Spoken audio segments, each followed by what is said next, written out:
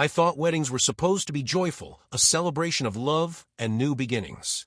But the moment I stepped into the grand hall, I felt a knot tighten in my stomach, as if the air itself was warning me. Something about her, the way my daughter-in-law smiled, didn't sit right. It was too practiced, too cold. I adjusted my gown, trying to steady my hands. The chandelier glittered overhead, casting shards of light across the polished marble floor.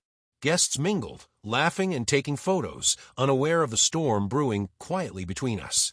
My son was radiant, full of excitement, and I couldn't ruin this moment for him, not yet. Her gaze met mine for a fraction of a second across the room. A smile, yes, but laced with something I couldn't name. Contempt? Mockery? I swallowed hard, reminding myself to breathe. It's just nerves, I whispered to myself. But deep down, I knew this wasn't simple anxiety. I moved closer to the family table, pretending to adjust the silverware.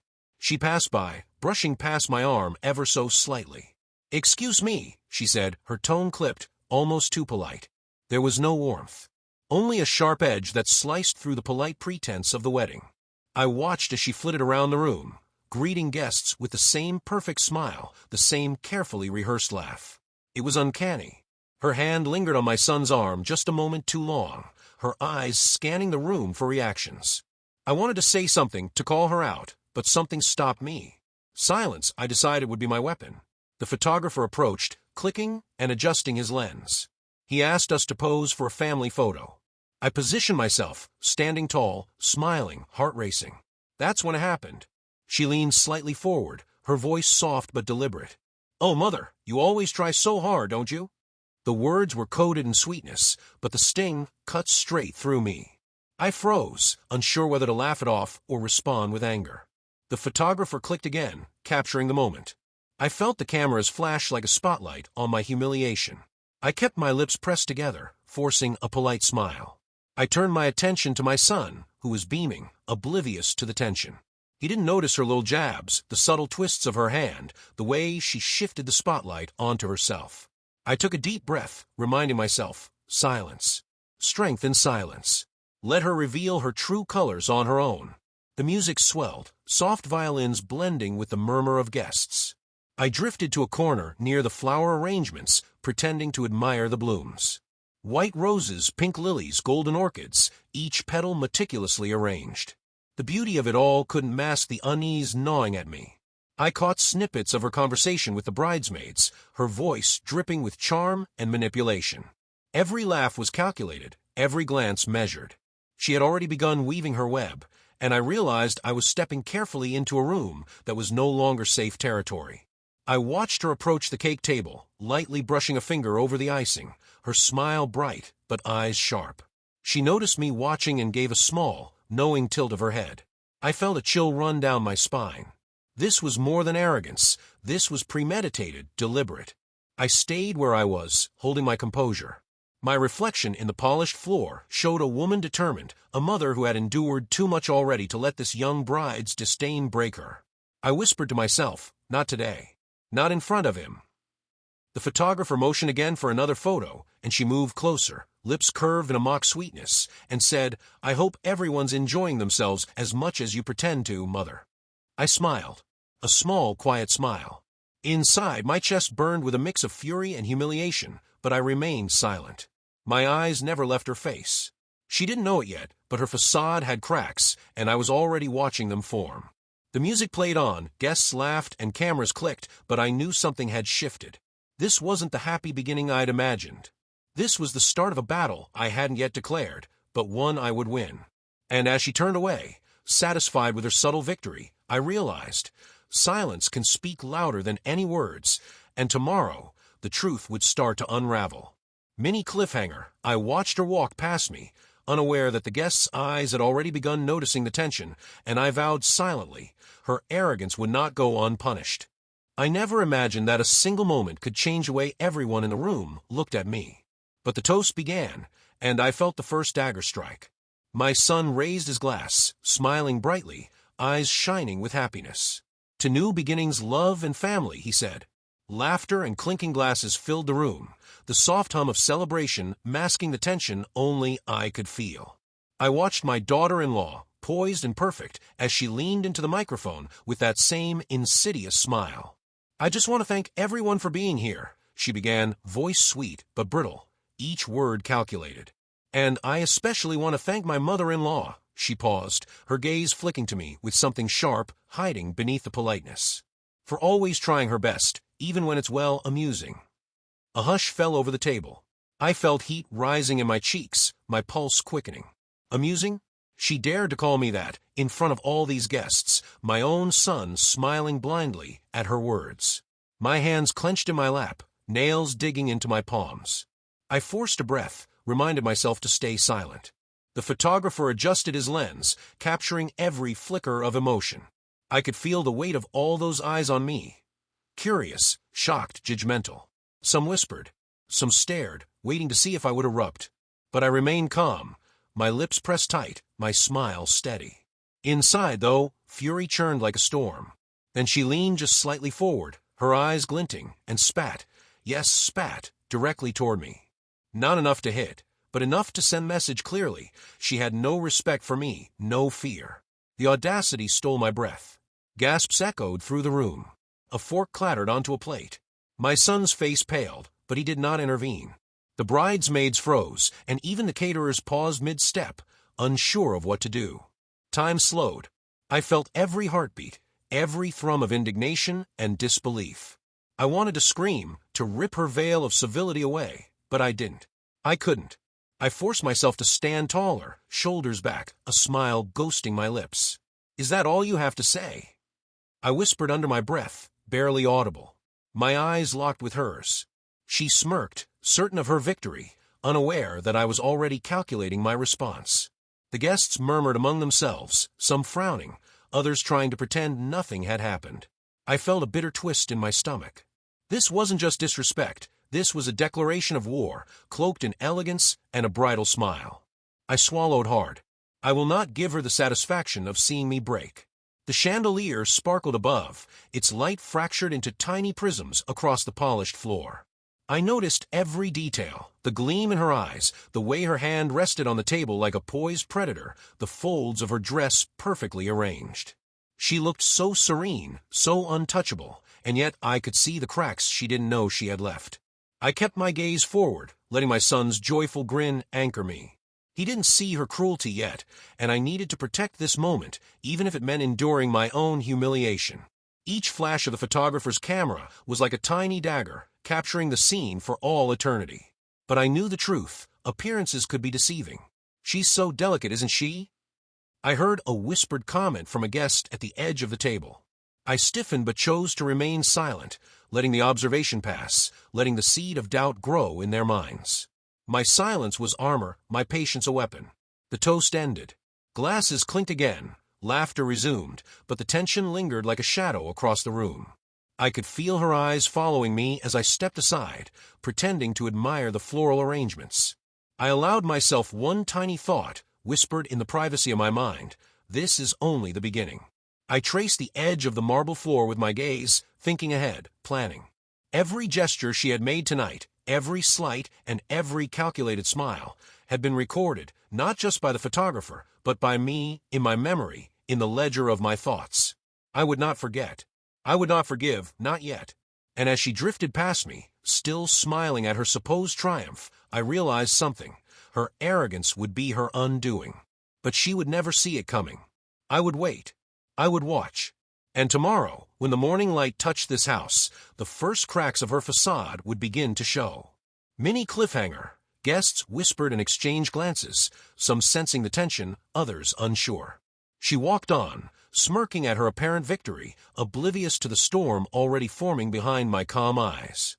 The sunlight pierced through the curtains, sharp and unforgiving, just like the memory of last night. I woke with a tightness in my chest, every muscle still tense from the humiliation, every nerve buzzing with the memory of her smirk. Even in sleep, I had dreamed of that moment, her spat, her words, the flash of the camera capturing my silent fury.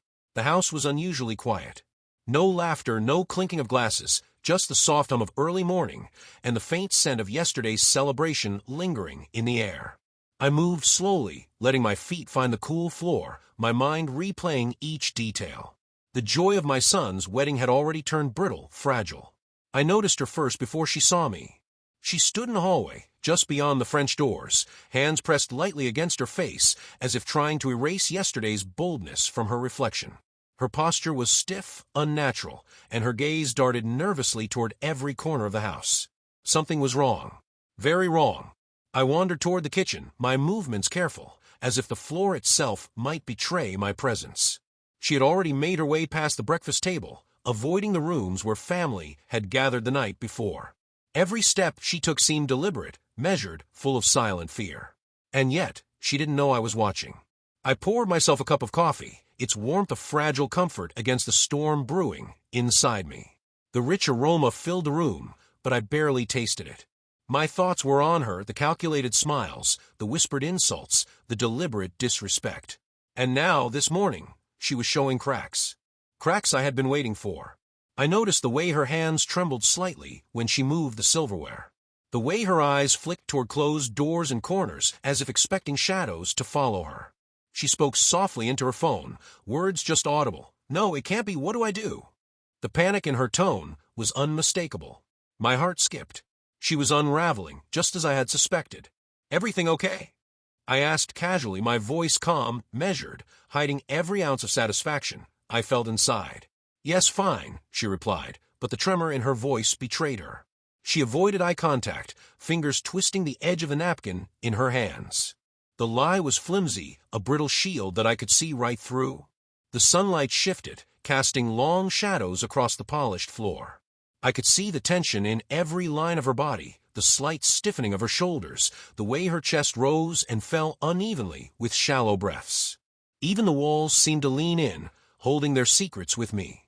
I stepped closer, pretending to examine the floral centerpiece on the table. Lilies, roses, and orchids gleamed in the morning light, untouched by last night's chaos. She avoided my gaze, whispering again into the phone, more urgently this time. "I can't let them find out. No one can know." Panic laced each word. I felt a thrill of vindication mixed with lingering bitterness. Silence had always been my armor, and now it was my weapon. I didn't interrupt, didn't reveal that I was aware. Let her panic, let her expose herself in her own words. One wrong move, and her carefully built mask would crumble entirely. The coffee cup warmed my hands, grounding me as I observed her subtle missteps. Every movement, every whispered phrase, every hesitation told me more than any confrontation could. She had thought the wedding was her stage. She had been wrong.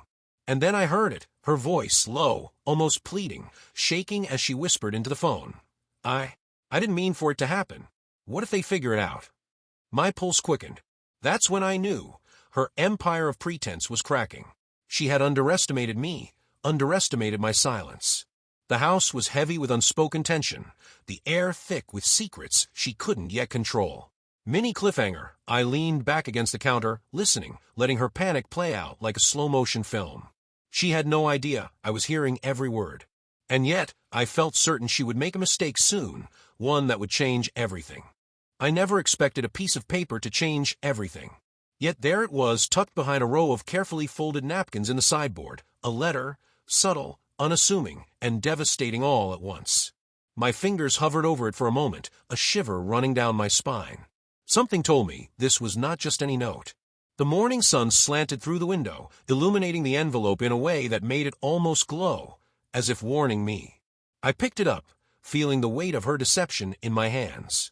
My heart pounded with a mixture of fear and anticipation. Slowly, I unfolded the crisp paper, scanning the words with disbelief. It was meticulous, calculated, her handwriting neat, almost elegant. Yet each sentence dripped with ambition and greed. She had written down her intentions with chilling clarity: manipulate the family, control the inheritance, sow division, and elevate herself above everyone else. My stomach lurched as I read line after line. "I must ensure they see me as indispensable," the letter read. "Mother-in-law is clever, but she will not foresee my plan. I will turn her silence into my advantage." I felt my chest tighten. My silence, my patience, the restraint I had shown during the wedding, she had thought it would protect her. But I could see her true nature now, laid bare in black ink. Every compliment, every smile, every subtle jab was part of a calculated strategy. I sank into the chair, gripping the letter as though it were both a weapon and a warning. The room around me, the polished table, the soft morning light, the faint scent of lilies, felt suddenly oppressive. I thought of my son, blissfully unaware, believing his new wife to be perfect, kind, loving. And now I knew the truth. I whispered to myself, trying to steady my racing thoughts. How long has this been going on? How deep does her scheme run? Each line of the letter revealed layers of manipulation I had never suspected. She had studied the family like a chessboard, placing each pawn carefully, ensuring her rise would be unstoppable. The letter was more than a confession. It was a map of her intentions. I felt a pang of sorrow mixed with anger. How could someone stand beside my son and plan such betrayal? How could she smile at family gatherings while secretly plotting to control everything I had worked for? I read further. The inheritance must be mine. If anyone stands in my way, I will strategize accordingly. Mother-in-law's pride may delay me, but I will win in the end. My hands trembled. The words were precise, deliberate, leaving no doubt about her ambitions. Her manipulation had begun long before the wedding, subtly weaving itself into family dynamics, sowing doubt, twisting perceptions. Every glance, every remark, every carefully timed smile suddenly made sense. I put the letter down, my mind spinning. The morning sun caught the edge of the paper, casting sharp shadows on the polished floor, like lines drawn between truth and deception. I could feel the weight of the house pressing in, the silence around me growing heavy with possibility. I remembered her movements this morning, the stiff posture, the darting eyes, the whispered phone calls. It all aligned perfectly with the intentions spelled out in this letter. She was not careless. She was meticulous, dangerous. And now I had proof.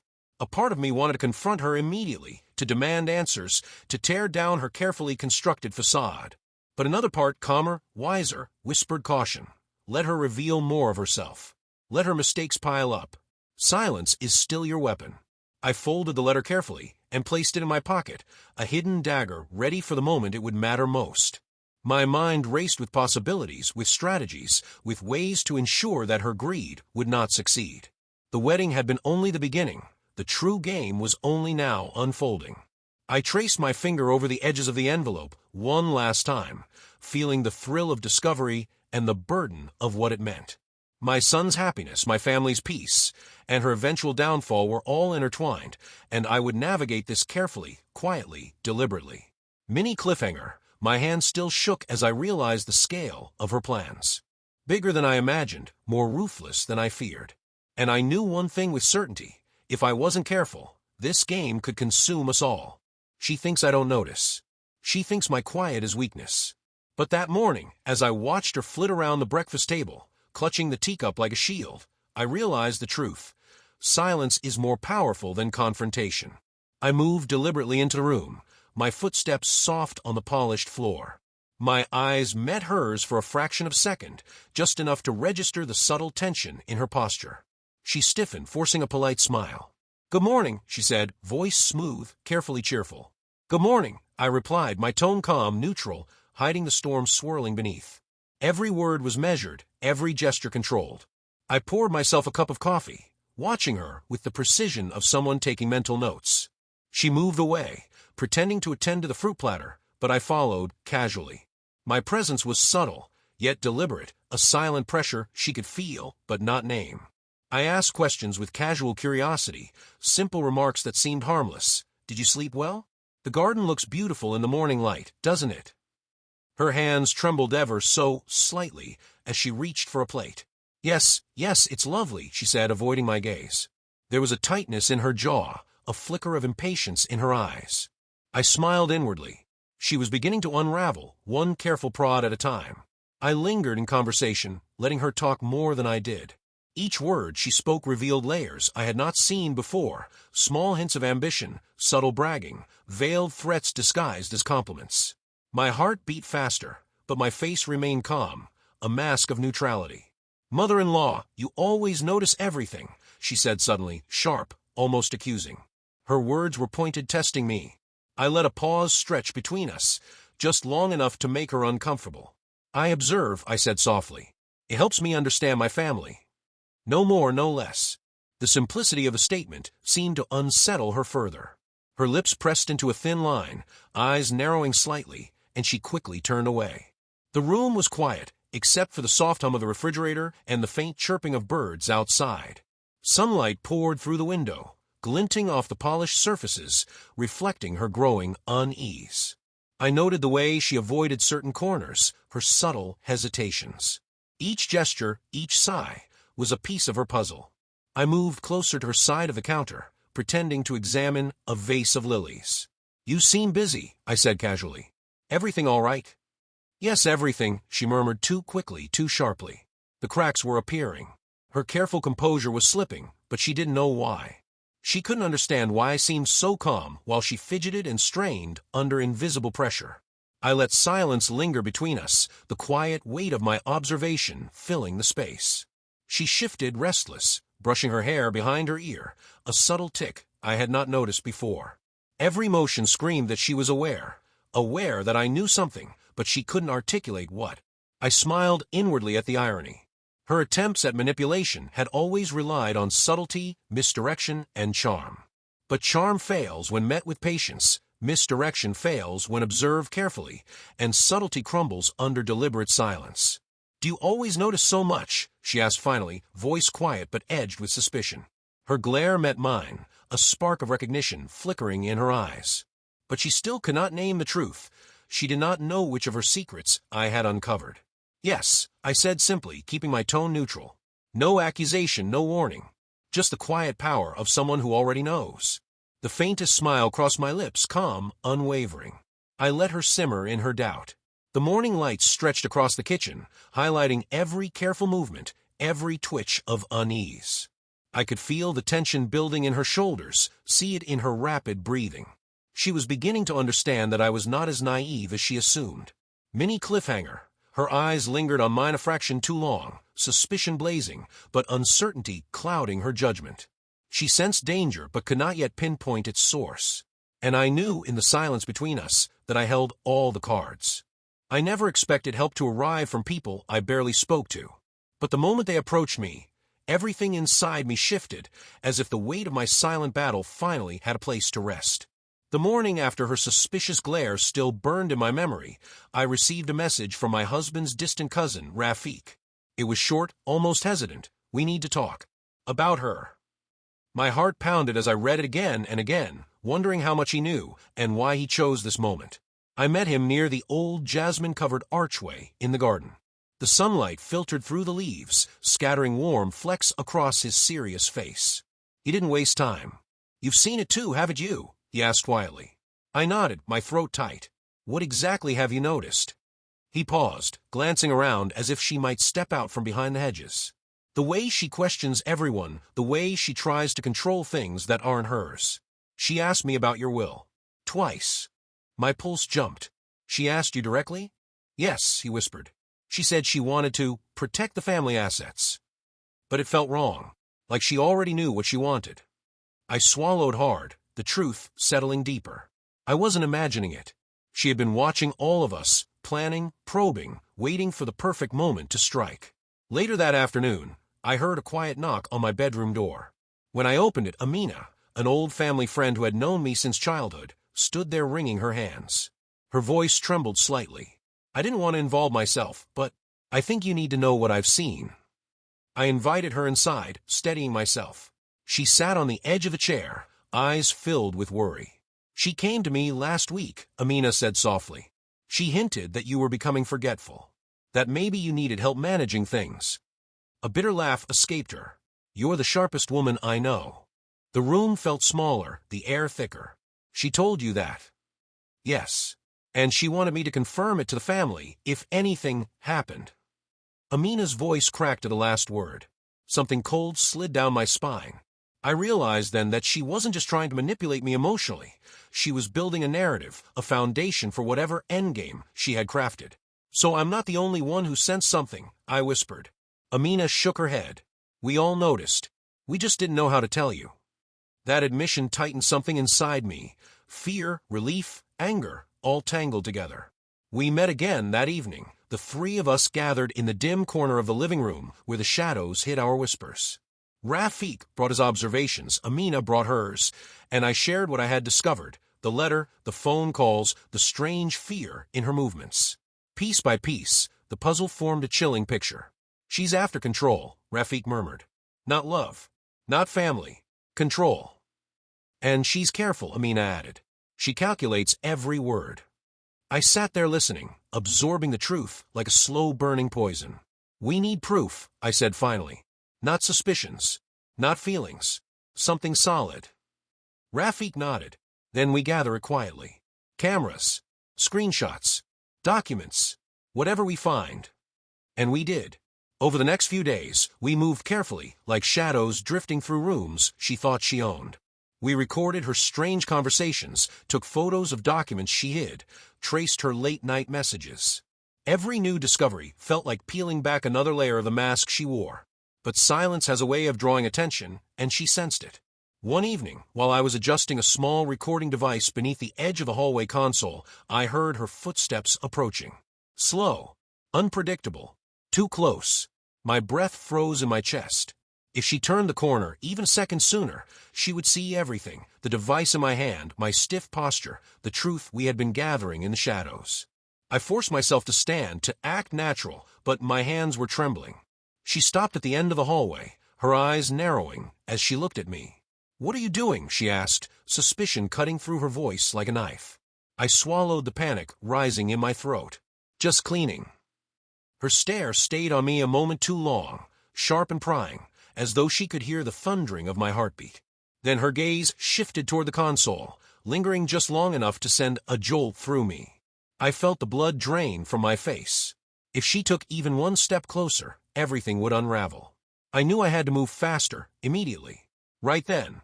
The air in the house felt different that morning, thicker, almost electric. I woke with a jolt, heart hammering, knowing something was about to change. Something had shifted, and I could sense it in every corner of our home. I moved quietly through the hallway, careful not to make a sound. The evidence we had gathered over the past days lay hidden, yet the weight of it pressed on me. Rafik and Amina had been invaluable, but I couldn't let myself rely solely on them. The truth had to be unveiled carefully, deliberately. She was in the kitchen, arranging the breakfast table with her usual precision, but her hands betrayed her. Fingers jittering, adjusting the cutlery, wiping imaginary smudges off the plates. I knew that look, tense, nervous, aware of a secret she couldn't fully control. "Good morning," I said softly, letting my calm tone mask the storm inside me. Her head snapped toward me, eyes widening for a fraction of a second. "Oh, morning," she replied, voice tight, smiling too quickly, too brightly. It didn't reach her eyes. I poured myself coffee, pretending to examine the countertop. "I noticed you've been very busy lately," I said casually, watching her reaction. "Everything all right?" Yes, of course," she said, but her voice wavered. She glanced around as if searching for an escape, a witness, or a lifeline. I knew this was my moment to probe. Not with accusation, but with subtlety. "You've been asking questions, I assume?" I asked, almost as if thinking aloud. "About family matters, inheritance decisions." Her hands froze on the edge of the table. Her eyes flicked to mine, narrowing. I was just curious," she stammered, the lie flimsy, fragile. I let silence stretch, long enough for her discomfort to grow. The kitchen, the sunlight falling across the polished floor, even the smell of coffee seemed sharper, more precise. I watched her carefully, reading each gesture, each twitch, each hesitation. A sudden thought struck me. She was careful, but no one is perfect. Everyone leaves traces. And I had been watching her like a hawk, every movement, every word recorded in my mind. I leaned closer, voice quiet but firm. "Curious can be dangerous," I said softly.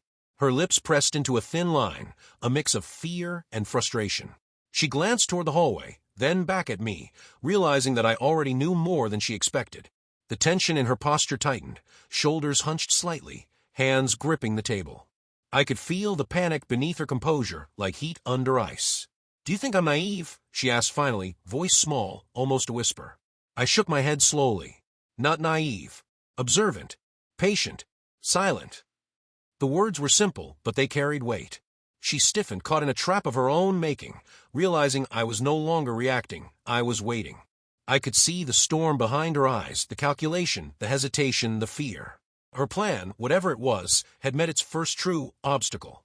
I allowed myself a small, inward smile, letting her stew in her uncertainty. The morning sun shifted, casting elongated shadows across the kitchen floor, highlighting every careful movement, every subtle lie she tried to hide. Her nervous gestures betrayed the truth in ways words could never capture. And then it happened. She moved toward the small hallway that led to the study, glancing over her shoulder as if to ensure she wasn't being followed. My heart skipped.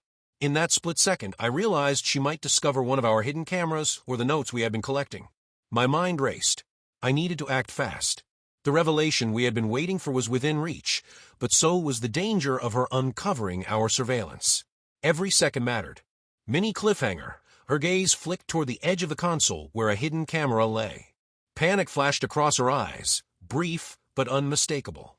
She didn't fully realize what she had almost stumbled upon, but I knew it was only a matter of time before she sensed our presence fully. The moment I held the first piece of proof in my hands, I felt a strange surge, part fear, part exhilaration. Letters, messages, subtle recordings, all neatly compiled, revealing what I had already suspected. She had underestimated me, assumed my silence was weakness. She had no idea that it would become my weapon. I called the family together in the sunlit living room. Everyone's faces were eager, curious, unaware of the storm about to hit. I arranged the letters and printed messages on the coffee table, letting the sunlight highlight every line, every carefully plotted manipulation. I began slowly narrating what had occurred, not with accusation but with fact. Over the past weeks, certain actions and words have been noticed, I said softly, letting my tone remain calm, deliberate. I've kept silent, but I can no longer do so. Here is evidence in writing that shows the truth. She looked up, eyes wide, mask slipping. Her perfect composure from the wedding had vanished. Her hands trembled slightly in her lap, clutching the edge of her chair as though it were a lifeline. I handed one of the letters to my son. "Read this," I said quietly. He glanced at me, confused but trusting. As his eyes scanned the carefully penned words, his brow furrowed, and his lips pressed into a thin line. He murmured, voice catching. "I can't believe this." I turned to the rest of the family, letting the weight of the documents settle over the room.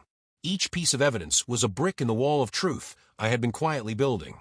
The messages she had sent to various relatives and friends, the letters hinting at manipulation for inheritance, all exposed. "Why?" one aunt whispered, her voice trembling. "Why would she do this?" She opened her mouth to speak, but no words came. Her eyes flicked from face to face, searching for allies, for excuses, for a way to rewrite reality. There was none. Every carefully constructed lie, every charm she had wielded, crumbled in the light of truth. I let the silence stretch, letting it gnaw at her. The quiet was deafening. Each family member processed the proof, murmuring, questioning, connecting the dots. The once bright, festive room felt heavy, oppressive, full of judgment. "She's been manipulating us," Rafiq said quietly, shaking his head. "Everything she's done, every smile, every subtle remark, it was all planned." Amina nodded, her eyes fixed on her. "And she underestimated your patience. Your silence didn't hide ignorance, it revealed her." The tension in the room was almost tangible. Every shift in posture, every swallowed word, every narrowed glance at her highlighted the power I had silently cultivated. She had thought her deception was invisible, now it was exposed. She tried to interject, voice rising slightly. This isn't what you think." But it was too late. The words faltered, weak, desperate. My calm, measured narration had already created a space where her lies could no longer breathe. Family members leaned forward, questioning her actions, demanding explanations she had no answers for. "Why would you try to control the inheritance? Why deceive us all?" one uncle asked, his voice steady but edged with disbelief. She stammered, eyes darting, searching for a lifeline. I didn't mean. I thought." I watched her crumble silently, letting each word of denial fall flat. The proof was concrete, undeniable. My silence had become power, my patience had become strategy. And she had no way out. The room was alive with murmurs, whispers, and questions, all directed toward her.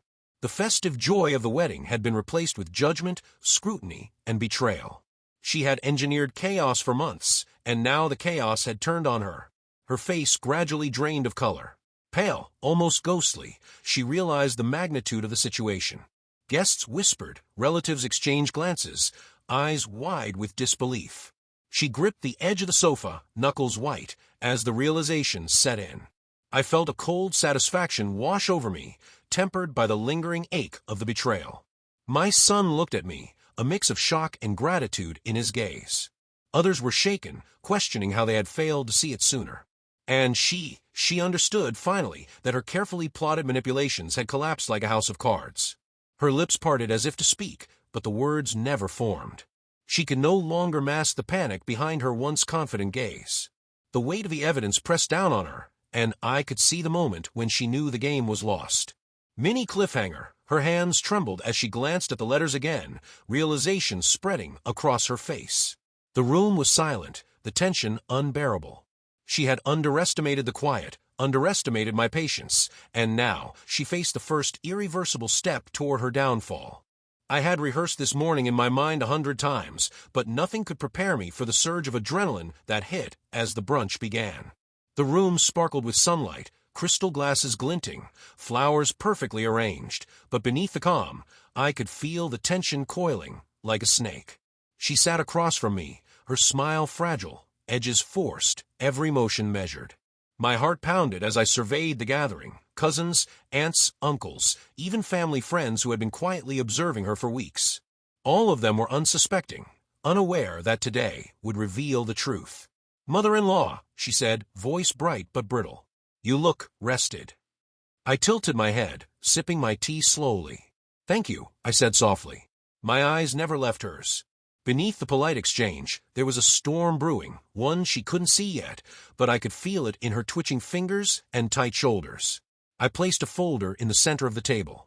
The sun hit the edges of the stack of letters and screenshots I had collected. It gleamed like a weapon. The murmurs started immediately, subtle but growing. She froze, eyes darting, calculating, realizing I had brought evidence into the open. "I thought it best," I began, voice calm, deliberate, "that everyone here sees the situation clearly. There's been manipulation, deception, and plans that were never meant to serve this family, only self-interest." Gasps rippled through the table. Aunt Farah leaned forward, eyes wide. Cousin Imran whispered, half to himself, "I never imagined." Her hand shot out, almost instinctively, as if to stop me. You don't, this is private," she cried, voice cracking under pressure. I placed a hand over the folder, stopping her, calm as ever. "Private?" I asked softly. "Manipulating us, whispering lies, trying to control what isn't yours, was that private?" She faltered, swallowing hard. Her gaze flicked from my face to the documents, back to the family members around us. Every carefully crafted smile, every whispered charm she had used, was unraveling in real time. I let the folder open slowly, letting the letters spill slightly across the table. "These are just a few examples," I said. Messages, letters, witness statements, proof of intent, deception, and scheming for control over the family's assets. Her lips parted, but no words came. Her hand gripped the edge of the table, knuckles white, trembling. The room was silent, everyone staring at her in disbelief. Her carefully constructed facade was cracking, small fissures growing with every second. "Why?" my son asked finally, voice tight. He looked at her with a mixture of shock and hurt that made my chest ache. "Why would you lie? Why betray all of us?" Her face went pale. She opened her mouth, then closed it again. Her composure, the armor she had relied upon, was gone. She fumbled for an excuse, any excuse, but the evidence was overwhelming. The letters, the messages, the witnesses, everything pointed to the truth she could no longer hide. You don't understand," she stammered, eyes darting from one relative to another. "I only wanted to. I thought I was helping." "You were helping yourself," I interrupted quietly, letting my calmness carry more weight than any shout could. "This family trusted you, and you betrayed it." A gasp rose from the back of the room as one of the cousins held up a message she had sent, the one implying her intentions to control the inheritance. Other family members leaned forward, comparing notes, reading the letters, connecting the dots. Shock and betrayal filled the air like electricity, crackling, undeniable. Her eyes darted, seeking an ally, a sympathetic glance, but there was none. Every face held disappointment, anger, disbelief. She realized, finally, that she had no escape. No charm, no smile, No whisper could undo what had been revealed. Her hands trembled, dropping a cup she had been holding. It shattered on the floor, the sharp sound echoing through the room like a punctuation mark to her unraveling. She gasped, her shoulders slumping, eyes wide and unseeing for a moment. I didn't, she began, voice trembling. But the room was already turning against her. Murmurs of disgust, questions, accusations, everything she had sown in secrecy now bloomed in public scrutiny. Her breathing quickened, panic rising, the weight of exposure pressing on her from every side. I watched quietly, letting the moment stretch. Her carefully constructed image had collapsed. She had underestimated patience, underestimated silence, underestimated the family's ability to see the truth. And now, in this sunlit room, she faced the consequences. Mini cliffhanger, her knees buckled slightly, face pale, lips trembling. She glanced at the folder again, realization dawning fully. She could no longer control the narrative, and with one terrified glance around the room, she made a decision. Without another word, she fled, leaving questions, chaos, and the first taste of justice in her wake. I didn't sleep the night after she fled the brunch. Her face, cracking under the weight of her own lies, kept replaying in my mind like a slow-motion collapse I had waited far too long to witness. The house was painfully silent that morning. Not the peaceful kind, no. It was the silence that settles after a storm, the kind that feels heavy on your chest as if asking, "What will you do next?" I sat by the window with a cup of tea, feeling the warmth in my hands while my thoughts stayed cold. I knew everyone expected me to explode further, to expose her completely, to tear down every last shred of her reputation. But cruelty wasn't my language. Precision was. And after everything she did, after every whispered lie, every stolen moment of peace, every attempt to twist my family against me, I refused to give her the satisfaction of a dramatic downfall. My revenge would be quiet, silent enough to unsettle her more than any public humiliation ever could. I took a slow breath as I opened the folders again, this time spreading them across my desk instead of a crowded table. The documents, messages, receipts, they stared up at me like old wounds that no longer hurt, only confirmed what I had known all along. My son walked in hesitantly. "Are you going to tell everyone else?" "More than yesterday." I looked at him, at the confusion and hurt still lingering in his eyes. "She did that to herself," I said softly. "We don't need to do more." He sat down, rubbing his palms together. "I just can't believe she lied to all of us."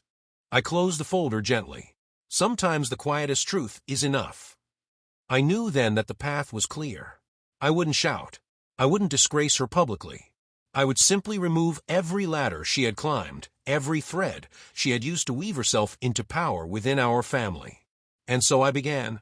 The first call I made was to the family lawyer, a man who had known me since my 20s. His voice carried a trace of surprise when I told him I wanted to update all inheritance structures, swiftly, discreetly, effectively. "No announcement?" he asked. "None," I said. "Just action." The next step was the family business. I requested meetings, not dramatic ones, not confrontational ones. Just calm, structured discussions about leadership, boundaries, and future decision-making. Every role she had tried to insert herself into was quietly reassigned. Every financial door she had forced open was gently, firmly closed. Every influence she had gained through manipulation was stripped away with quiet signatures and calm conversations. By afternoon, her name no longer held weight anywhere. She wasn't banned. She wasn't exposed. She was simply irrelevant. The beauty of silent justice is that it doesn't echo, it absorbs. It sinks into the spaces where fear once lived and replaces it with certainty. I felt that certainty in my chest as I walked through the house, straightening cushions she had once rearranged constantly, reclaiming spaces she had tried to dominate. The walls felt lighter. My breath felt easier. Still, a part of me wondered if she understood what had truly happened. Whether she felt the shift, the quiet collapse of the influence she fought so hard to gain. I got my answer at sunset. My phone buzzed once. Her name flashed across the screen, shaky, desperate, like the last flicker of a candle before it dies. I hesitated for only a moment before picking up. Her voice came through immediately, crumbling and frantic. "Please listen to me. I know what you did. Please just talk to me." I remained quiet, letting her words tremble through the line. "I swear," she continued, breath hitching, "I never meant for things to go that far. I was just trying to find my place. I was trying to be powerful." I whispered. The silence on her end was sharp enough to cut through the room. "I'm begging you," she said finally, voice cracking. "Don't shut me out like this. Don't take everything away. I can fix it. I can explain. Please, just give me a chance." I closed my eyes, letting her desperation wash over me without sinking in. "You had your chances," I said quietly. "And you used every one of them to hurt us." "I didn't know." "Yes," I interrupted. "You did." Outside, the evening light dimmed completely, shadows stretching across the walls like a reminder that not every truth needs to be spoken aloud. Some are simply understood. I could almost hear her heart breaking through the silence that followed. A small part of me, deep, instinctive, felt the echo of sympathy. But sympathy wasn't justice. And justice had already been served. "I'm done," I whispered. Her breath hitched again, desperate, trembling. "Please don't hang up. I'm scared." I didn't respond. I let my silence be the closing door she could no longer reach for. And before I cut the call, I heard one last sound, her voice, small and shaking, calling my name like a plea that would never be answered. The house finally felt lighter, though the air still carried the faint echo of tension that had lingered for weeks. I moved through the room slowly, noticing the small details, the sunlight hitting the polished floor, the faint scent of jasmine from the garden outside. Everything seemed ordinary, but I knew that ordinary was earned through patience, strategy, and quiet resolve. I watched my family gather in the living room, talking softly, laughter hesitant but genuine. My son leaned back on the sofa, a tired smile on his face.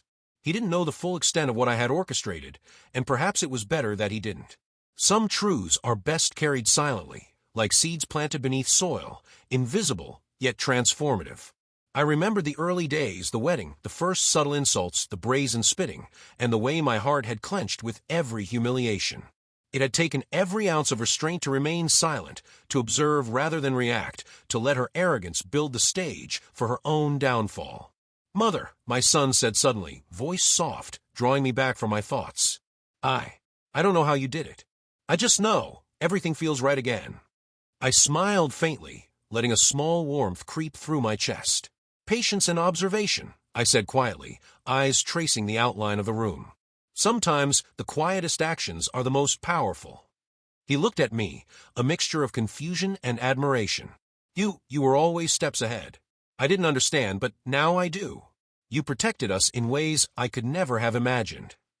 I nodded, letting his words settle over me like sunlight. Protecting them hadn't required confrontation or noise. It had required careful strategy, measured patience, and the strength to let anger simmer silently until the right moment. The house felt peaceful for the first time in weeks. I wandered into the study, pausing at the edge of the room she had once occupied. Her belongings were gone, her chair empty, her presence erased in practical ways, but the memory remained.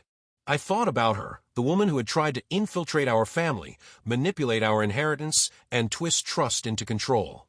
She had left, yet the shadow she cast lingered in my mind. It was strange, this mix of relief and sadness.